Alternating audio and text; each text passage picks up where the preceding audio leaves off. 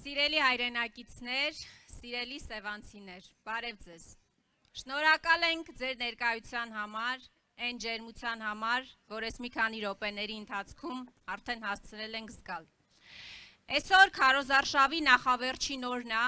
եւ մեր ամբողջ թիմը այս մեկ ամսվա ընթացքում եւ դրանից էլ առաջ եղել է Հայաստանի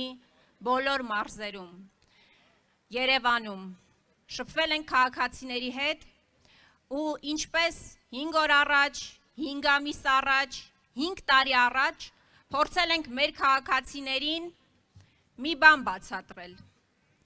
որ այս իշխանությունը ստի ու կեղծիքի իշխանությունն է։ Համաձայն եք։ Սիրելի սևանցիներ, ինչ էին ասում սրանք։ Սրանք Շուշիում պարում էին, ասում էին Աղդամը մեր հայրենիքն է, հիշում եք, բայց հիմա ինչ են ասում, ասում են ժողովուրդ ջան, սխալվել ենք, մարդիկ, ովքեր քաղաքական ուժերի, ղեկավարների, քաղաքական գործիչների, լեզվական սայթակումները համարում են ճակատագրական սխալ, հայտարարում են, որ հայրենիքի հարցում սխալվել են։ Դուք ուզում եք իշխանություն, որը հայրենիքի հարցում սխալվել է ու էլի է սխալվելու, եթե ընտրվի։ Հիմա ինչ են ասում։ Վերջերս Սյունիքում հայտարարում էր, ասում էր Սյունիքը Հայաստան է, ժողովուրդ ջան։ Ոնց որ ասում էր, որ Արցախը Հայաստան է։ Ասում են Գեղարքունիքը Հայաստան է, բայց դուք ունեք որևէ երաշխիք, որ վաղը Աստված մի արածե, եթե ընտրվեն, նորից չեն հայտարարելու, որ Գեղարքունիքի հարցում էլ են սխալվել, Սյունիքի հարցում էլ են սխալվել, տո Երևանի հարցում էլ են սխալվել, դուք նման երաշխիք ունեք, բայց մենք ասում ենք, Սևանը Գյոյչա չի դառնալու, Երևանը Էրիվան չի դառնալու, Զանգեզուրի միջանցք չի լինելու, ադրբեջանցիներ Հայաստանում չեն բնակվելու, Ռամիլ Սաֆարովների երեխաները մեր երեխաների հետ դպրոց չեն գնալու։ Ժողովուրդ ջան, հիշում եք, որ ասում էր նախկին ղեկավարները գնացել են, ուրիշ ղեկավարների կոշիկներ են լիզել։ Իրանք գնացել են, կզել են ու Ալիևի կոշիկներն են լիզել։ Մենք տենց ղեկավար ուզում ենք։ Սրանք ասում էին, որ Թուրքիան շարունակում է իր ցեղասպան քաղաքականությունը, որ պատերազմի մեջ Արցախյան 44 օրյա ակտիվ մասնակցություն է ունեցել։ Հիմա ինչ են ասում։ Ինչ ունենք սրանց 8 տարվա գործունեության արդյունքում, ինչի առջև ենք մենք կանգնած։ Մենք այսօր ունենք մի պատկեր,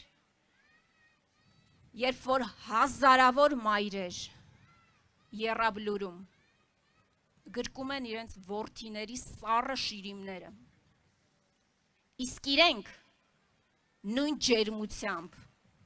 գրկում են Էրդողանի գիրքը։ Մենք տենց իշխանություն ուզում ենք։ Ուրեմն ինչ ենք անում։ Ինչ ենք ասում ենք։ Այսօր բազմաթիվ քաղաքական ուժեր կան, 19 ուժ կա։ Մի մասին մենք էլ չենք ճանաչում, ժողովուրդ ջան։ Առաջարկությունները տարբեր են։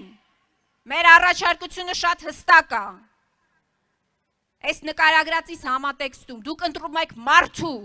ղեկավարի, ով վաղը ոչ թե գրկելու է Էրդողանի գիրքը, կրծքին է սեղմելու, այլ բանակցելու այդ Էրդողանի հետ, արժանապատիվ է բանակցելու, բերելու է երաշխավորներ, որովհետև սրանք դա էլ են մերժում, Ասում են մեզ երաշխավորներ պետք չի, մենք ունենք մի երաշխավոր, դա Ադրբեջանն է, դա Թուրքիան է, ես ձեզ հարց եմ տալիս, քեզ սպանողը կարող է քեզ կյանք պարգևի, Թուրքիան ու Ադրբեջանը կարող են մեզ երաշխավոր լինել, ուրեմն մերժում ենք այս իշխանություններին, հունիսի 7-ին ընտրում ենք Հայաստան դաշինքին, առաջնորդի, ով 10 տարի ապահովել է խաղաղ, անվտանգ, բարեկեցիկ, արժանապատիվ Հայաստանի Հանրապետություն ու ապահովել այդ բնակիչների կյանքը ներքին անվտանգությամբ եւ արտաքին ամուր սահմաններով։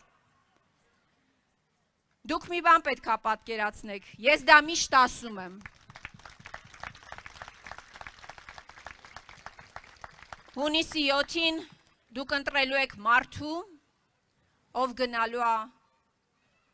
Ալիևի հետ, խոսա, բանակցի, առաջ տանի հայ ժողովրդի շահերը ու ոչ թե զբաղված լինի բացառապես իր աթոռի պաշտպանությամբ ու պահպանությամբ։ Ու այդ մարդը Ռոբերտ Քոչարյանն է։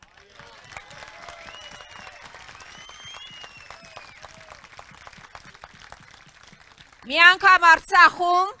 մի անգամ Հայաստանում, ևս մի անգամ Հայաստանում։ Հունիսի 7-ին,